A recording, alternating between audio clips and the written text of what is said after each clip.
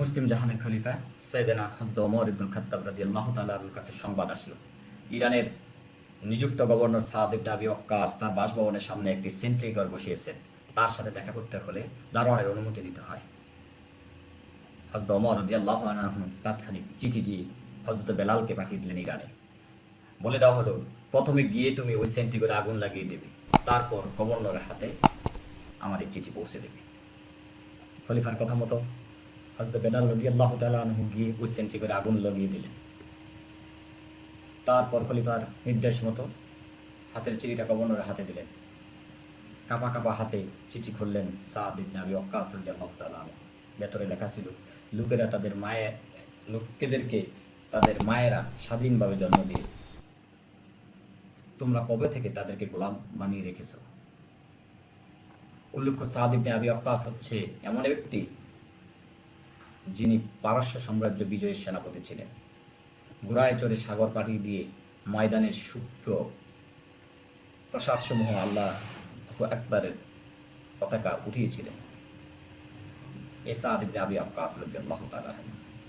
কিন্তু ইরান বিজয়ী সাদ হোক, সিরিয়া বিজয়ী খালিদ বিন ওয়ালিদ হোক, মিশর বিজয়ী ওমর ইবনুল আস হোক, খলিফা ওমরের দরবারের সবার জন্য আইন সমান।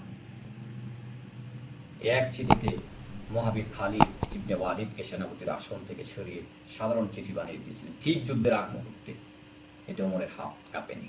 সাধারণ এক মিশরীয় খ্রিস্টানকে প্রহার করার অপরাধে তখনকার প্রভাবশালী গভর্নর ওমর ইবনুল আসের পুত্রকে পিতা সমেত মদিনায় ডেকে এনে শাস্তি দিলেন হযরত ওমর রাদিয়াল্লাহু তাআলা।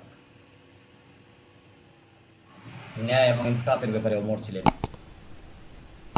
উজ্জ্বল নক্ষত্রের ন্যায়।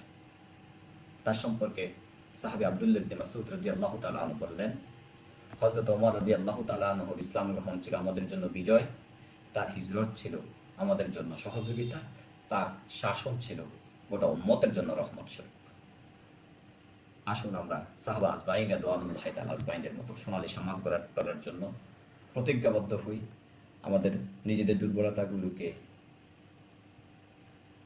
কমিয়ে রিমুভ করে যেন আমাদের ভালো গুণগুলোকে বেশি উদ্ভাসিত করতে পারি।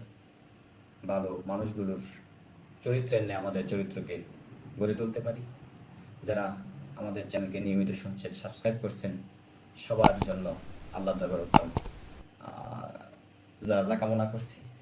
মহান আল্লাহ রাব্বুল আলামিন আমাদের সবাইকে তার রহমতের চাদরে আচ্ছাদিত করে রাখুক। আমাদের সবাইকে দুনিয়া এবং আখিরাতে কল্যাণ দিক। সবাইকে একসাথে জান্নাতুল ফেরদাউসে যাওয়ার তৌফিক দান করুন। সবার স্বাস্থ্য এবং দীর্ঘায়ু কামনা করি। আমাদের আজকের কথা এখানে শেষ করলাম। আসসালামু আলাইকুম ওয়া রাহমাতুল্লাহি ওয়া বারাকাতুহু।